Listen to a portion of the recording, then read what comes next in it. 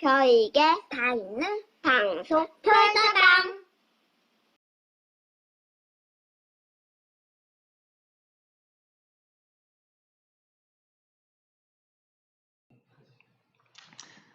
어르신 여러분 안녕하세요. 자, 우리가 지난 제4강에서는 계산 성당에 대해서 알아보았습니다. 맞죠? 자, 이번 제5강좌에서는 계산 성당 안에 있는 이인성 나무에 대해서 강의 드리도록 하겠습니다. 자, 여기에 사진을 보시면은 계산 성당 뒤에 제일교회가 참 매일 신문사가 있고 여기에 계산 성당이 있고 여기에 벤치에 열어 보면은 감나무가 요래 하나 있습니다. 요 지금 감이 굉장히 주렁주렁 많이 달렸죠. 근데 제가 어제 또 가보니까 아직 팔아요. 그래서 이 이인성 감나무 이렇게 찍으려고 지난해에 여러 번 갔습니다. 요게 지난해 12월 2일 날 찍은 사진입니다. 우리가 생각할 때는 가을이니까 나는 이래 감이 이렇게 다 떨어지고 잎이 이렇게 있는데 어제도 가보니까 아직 파랗습니다. 나뭇잎이. 그래서 지난해에도 이 감을 찍기 위해서 수차례 가서 어르신 여러분에게 이 그림을 보여드리는 겁니다. 자, 인성나무 보도록 하겠습니다. 요게 지난해에 같이 찍은 사진이 되겠습니다. 자, 이인성나무라고 부릅니다. 자, 요거는 밤에 이인성나무를 찍은 제가 사진이 되겠습니다. 이렇습니다. 굉장히 아름답죠. 밤에 이래 계산성당과 감나무. 자, 그럼 이인성나무를 보여드리도록 하겠습니다. 요게 이제 여름에 찍은 사진입니다. 이쪽 사진이 지난해 12월 2일 날 찍은 감나무 사진이 되겠습니다. 근데 이게 왜 이인성나무나 지금부터 설명드리겠습니다. 자, 이 인성씨는 천재화가라고 우리가 많이 합니다. 1912년도에 태어나셔서 1950년 11월 4일 날 새벽에 돌아가셨습니다. 만 38년 사셨지요. 자, 1922년 11살 때 수창초등학교에 입학을 했습니다. 보통 초등학교 몇 살 때 입학합니까? 8살 때 입학하죠. 그런데 3년이나 늦게 수창초등학교에 입학을 했습니다. 왜? 집안이 가난해서 안 보내려고 했습니다. 자기 아버지가 대포 팔고 이렇게 해서 근근히 살아 갔답니다. 그래서 늦게 11살에 수창초등학교에 가게 되었습니다. 자, 그런데 15살 때 서동진 선생이라고 띠동갑이 있습니다. 띠동갑 선배가 있습니다. 1900년생인데요. 이 서동진 선생님은 나중에 정계로 가셔서 국회의원 또 하신 분입니다. 이 서동진 선생이 이 인성이의 재질을 보고 안타까워서 자기 미술 사무실에서 일시키면서 지도를 해줬습니다. 보다 못해서 이래서 안 되겠다 싶어서 김재명이라는 남산병원장을 소개했습니다. 남산병원은 어디 있었는가 하면은 덕산파출소 맞은편, 지금 알리앙스 보험 빌딩 있지요. 그 자리가 남산병원 자리였습니다. 그래서 김재명을 후계자로 소개해 주었다고 합니다. 그런데 김재명이 있는데 이인성과 동갑내기인 김옥순이라는 딸내미가 있었어요. 근데 이인성도 옥순이를 좋아했고 옥순이도 이인성을 좋아했습니다. 그래서 하루는 옥순이가 자기 아버지를 설득해서 이제를 사서 이인성인데 선물했습니다. 그러다 보니까 인성은 선물할 게 없잖아요. 돈이 없어서. 고마운 마음에 봄에 감나무 밑에서 감꽃이 필 때 감꽃을 실에 끼우다가 감 목걸이를 해서 김옥순이를 주었답니다. 여기에 감동한 옥순이는 나중에 꽃 반지도 만들어줘 이렇게 했답니다. 그해 가을에 들국화로 꽃 반지도 만들어서 이인성이가 김옥순이를 한테 선물했대요.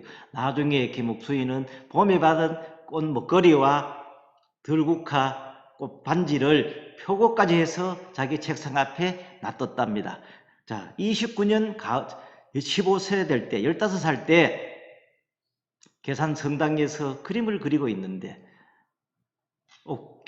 김재명의 딸 김옥순이도 뒤에서 보게 되고 서동진 선생님도 어느 날 갑자기 와서 그림 그리는 걸 보고 있었습니다. 그때 이인성과 수창초등학교는 두해 이케다가 선배지만 이케다는 8살 때 들어가서 나이는 이인성이보다 1살 적은 1913년에 태어나는 천재하가 이케다라고 있습니다. 야는 그 칠곡 군수한 집안에서 태어났는데 아깝게도 이케다는 6.25 때 월북을 해서 1965년도에 북한에서 사망했다고 합니다. 이케다도 그림을 그리기를 좋아했는데 하루는 김옥순이가 이제 이케다 그리는 거 보고 이거 나 그리는 거 맞지? 이랬는 거예요. 그런데 말을 안 하고 있으니까 이케도 나도 이거 그림 그릴 수 있다 하면서 감나무를 그렸대요. 그런데 뒤에서 그리는 거 보고 있다가 김옥수이가 이케다 그림은 안 하고 이인성이가 그린 거 나는 이거 그림이 더 좋아 해서 뺏어서 도망갔대요. 얼굴을 벌겋게 해서 이인성이는 그때부터 김재명이의 딸내미 김옥순이와 결혼하는 꿈을 상상하면서 그렇게 기분을 좋았답니다. 그런데 하루는 이케다가 뛰어오더니 너 옥순이 좋아하지? 나도 옥순이 좋아한다 이랬어요. 그러니까 이인성이 우리 그 단판에서 이긴 사람이 김옥순이 사귀자 이랬는데 김옥순이 마음이지 그걸 어떻게 우리가 정할 수 있느냐고 이랬습니다. 그러니까 내가 그러면 옥순이한테 그대로 전한대 이랬어요. 김옥순이가 이케다가 김옥순이한테 그렇게 이야기하니까 김옥순이가 하루는 쫓아오더니 이인성이 보고 진짜 너 이케다 보고 그런 소리 했나? 옥순이 마음이라고 그랬다고 하니까 화를 내면서 다시는 거기에 그림 건대에 나타나지 않았답니다. 그러다가 자 17살 때 어느 날 일요일 날 이인성 씨가 그림 도구를 가지고 지금 상격동에 가면은 사과나무가 많았대요. 그래서 그쪽에 가서 촌락의 풍경이라는 그림을 그렸어요. 그래서 소파 방정만 선생이 주최한 세계 아동 미술 전람회에 특선을 하게 되었답니다. 그래서 최초의 공식 상을 받게 되었어요. 너무 기분 좋은 이인성은 20살 때 일본 유학을 떠나게 됩니다. 이 무렵 김재명이의 딸 김옥순이도 일본 디자인 공부하러 유학을 떠났어요. 그러다가 일본 유학 가서 낮에는 크레용 파스 회사의 사원으로 일하면서 밤에는 태평양 미술학교 야간부를 다녔습니다.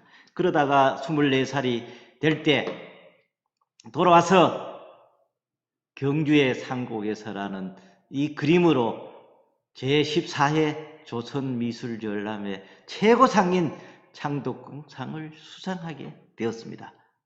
그때 그 해에 김옥순이도 디자인 공부하고 돌아와서 다시 만나서 재회해서 김옥순이와 결혼해서 남산병원 3층에 하실을 내어서 그림을 그리고 했습니다. 그러나 불행하게도 결혼한 지 4년 만에 김옥수이가 결핵으로 사망하게 되어서 그때부터 우울증에 걸렸습니다. 그러다가 1941년도에 간호사와 다시 만났으나 다시 헤어지고 1947년도에 김창경 씨와 재기해서 지금 그 아들 하나 일남 3녀입니다만은 지금 그 장남을 김창경 씨와 사이에서 아들 하나 놓고 재기를 했습니다. 그러나 아쉽게도 6.25 동란이 일어나서 서울에서 11월 3일 밤 늦게 그러니까 12시 넘어서 12월 4일 새벽에 술을 한 잔 먹고 비틀비틀 하면서 왔어요. 12시에 통행금지가 있지 않습니까? 6.25 동란이니까. 그런데 치안대원이 누구야? 하니까 나 이은성이요. 천재하다. 이은성이도 몰라. 이래 이제 술이 취해서 하니까 저 사람이 굉장히 유명한 사람인가 놀라서 치안대원이 집만 확인하고 보내줬대요. 그래서 파출소에 들어온 치안대원이 그 다른 사람한테 물어봤어요. 이은성이라고 아냐고.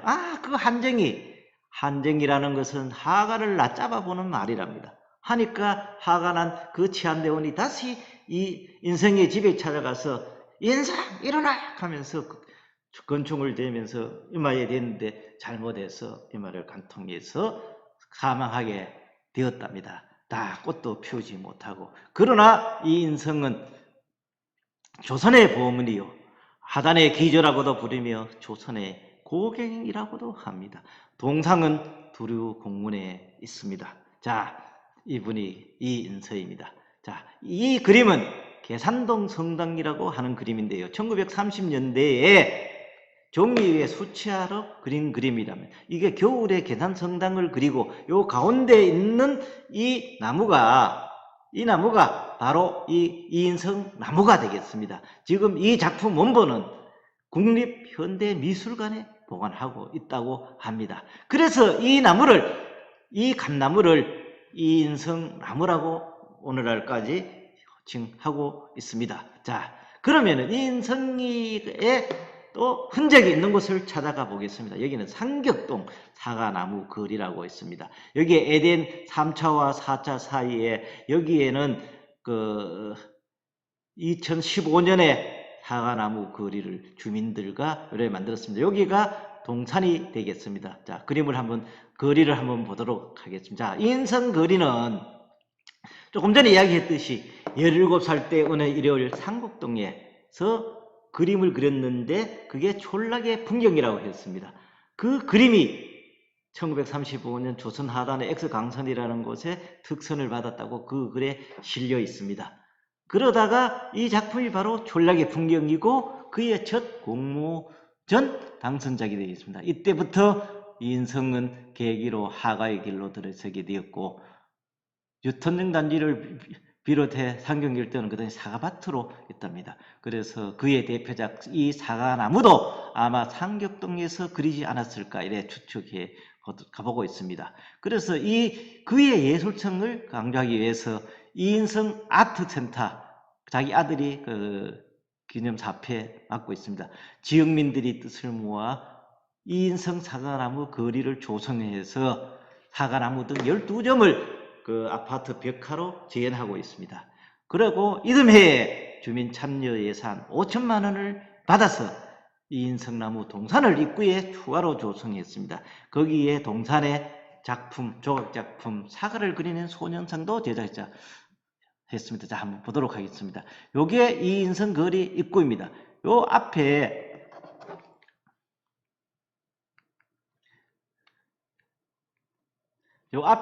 여기가 이인성 사과나무 동산이 되겠습니다. 5천만 원 그리는. 자, 요거는 이제 여기 벽화 그림이고 사과나무 그림이고요. 자, 요렇게 사과나무 거리라고 요렇게 표시해 놨습니다. 요게 사과나무가 그의 작품입니다. 자, 요렇게 이제 그 아파트 들어가는 입구에 이렇게 그림이 그려져 있습니다. 자, 요거는 사과나무 동산을 2016년도에 주민 참여 예산 5천만 원 받아서 여기에 공원을 이렇게 조성했어요. 여기에 진짜 사과나무도 여기에 색으로 심어 있고 이쪽에 사과나무 벽화 그림이 있습니다. 요거는 소년상을 그린 그림이 되겠습니다. 이렇게 사과나무 동산이라고 되어 있고요. 요거는 소년상 그림이 되겠습니다. 저 뒤에 있는 그림이고 이쪽에는 실제 사과나무를 심어 놓았습니다. 자, 어린 시절 하가를 상징하는 조각 작품이 여기에 있고 이게 그 유명한 사과나무라는 작품입니다. 자, 요 원본은 대구 시립미술관에서 소장하고 있답니다. 자, 요게 다시 보여주는 모습이 되겠고요. 거기에 작품 좌상입니다. 이런 작품도 있습니다. 또 소녀라는 1940년경의 작품도 거기에 그려져 있습니다. 그리고 1934년에 그려진 가을의 어느 날 가는 작품이 되겠습니다. 요거는 원본이 삼성미술관 류음에서 소장하고 있다고 합니다. 자, 모자 쓴 여인 정물화 되겠습니다. 자, 이제 이 건물은 이인성이의 생가가 되겠습니다. 요 건물은 종로초등학교 후문 뒤에 있는 건물이 되겠습니다. 자, 북내동 16번지인데요. 초등학교 때 있는 고택을 16년도에 시에서 매입을 했습니다. 원래 매입하기 전에는 디귿자 형태로 이렇게 되어 있는데요. 여기에 더스트 하우스 더판이라고 이걸 운영했었습니다. 지금 시에서 이거 매입했습니다. 이렇게 그래서 그림을 그려놨습니다. 이렇게 나중에 북성로 혹시 투할 때 제가 가르쳐 드리도록 하겠습니다. 그래서 우리 대구시에서는 천지화가 이인성을 위해서 매년 이거 이인성 미술상을 2000년부터 제정해서 운영하고 있습니다. 자, 그래서 12년도가 1912년에 태어났으니까 탄생 100주년 기념으로 특별전을 했어요. 국립현대미술관과 대구미술관에서 했습니다. 그리고 고택은 10년 10월 달에 16년도에 매입을 했고요. 동상은 두리공원 인물동산에 9분에 있는데 여기 이인성 동상도 여기에 있습니다. 자, 그리고 그 옆에 나오면은 계산예가라고 있습니다. 계산성당에서 나오면은 이거는 뭔가 하면은 이렇게 건물이 있습니다. 근대문화체험관으로 지어가는 겁니다. 자, 계산예가에는 시간 속에서 만나는 어제와 오늘이고 공간 속에서 만나는 옛날과 지금입니다.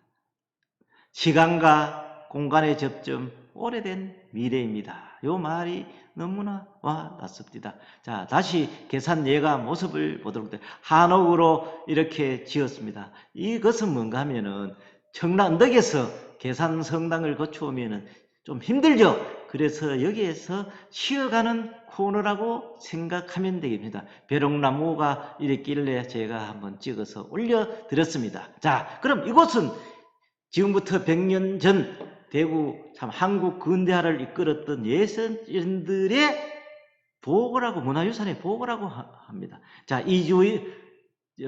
계산동 일대에서 활동했던 분이 대구 한국문단에서는 이상하, 현재명, 백기만 이런 분들이 여기서 주 활동을 했습니다. 그리고 근대서양 음악은 김문보, 박태준, 현재명 분이 다 이 근에서 활동했습니다. 그리고 미술은 이상하시의 백시, 이상정 최초의 서양 미술가라고 했죠. 박명조, 그 다음에 이인성이의 후원해준 서동진 선생, 그 다음에 이인성 화가 등도 여기에서 활동했던 분입니다. 자, 이렇게 계산예가는 스토리 정보를 알려주고 방문객들의 평리를 제공하기 위해서 12년도에 개관했습니다. 전시관과 체험실과 영상관으로 구성되어 있는데요. 당시 거기에 보면은 1903년 당시 대구 지도가 그려져 있더라고요. 여기에 보니까 대구 요 읍성이 요 표시가 되어 있고 여기에 그 청라언덕 밑으로 하천이 흘러갔다는 게 여기에 나타나고 있습니다. 자, 안에 오면은 조형물을 붙여놨습니다. 뭐 이상화 고택이다, 뭐 서상동 고택이다. 요거는 실제 다 둘러보는 겁니다. 자, 나중에 요거는 강의하면서 다음 강좌 순차적으로 강의 드리도록 하겠습니다. 이상 제5 강좌를 마치도록 하겠습니다. 감사합니다. 좋아요와 구독 눌러주세요.